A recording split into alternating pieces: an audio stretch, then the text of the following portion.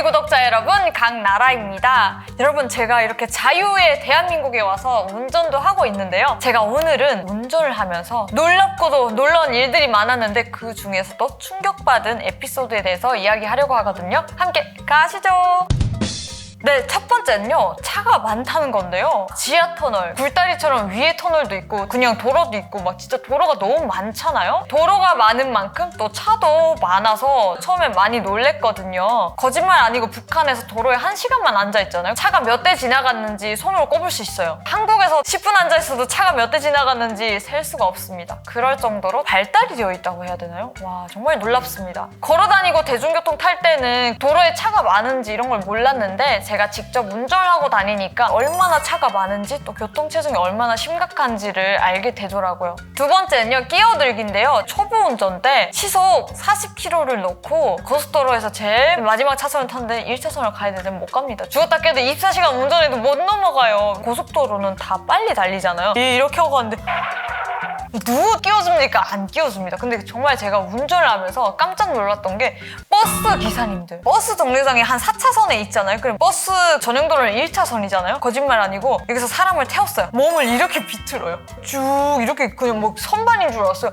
와, 진짜 굉장하다. 그럴 정도로 운전을 잘 하시더라고요. 정말 너무 서러웠어요. 왜 안 끼워주지? 좀 끼워주지. 제발 사람들 좀 너무하네. 막 이러면서 한편으로 그런 생각했어요. 무슨 저 사람들은 뭐 오늘 수능 시험 보러 가나? 막 이런 기분이 들 정도로 끼워주기를 안 하고 휙 지나가더라고요.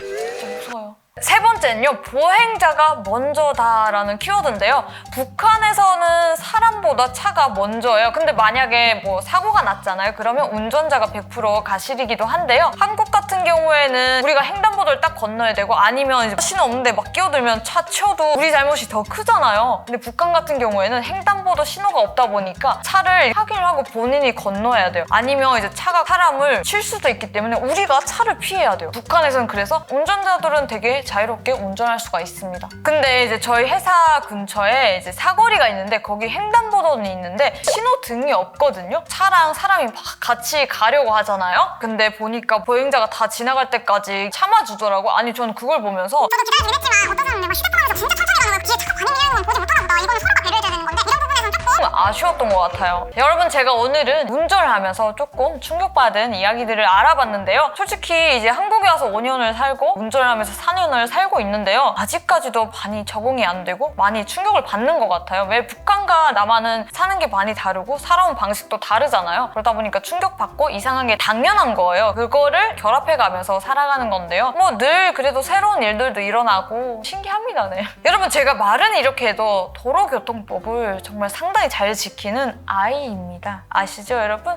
나라는 착한 어린이에요. 네, 여러분, 오늘 영상도 재미있었다면 좋아요, 구독 꼭 부탁드릴게요. 안녕히 계세요.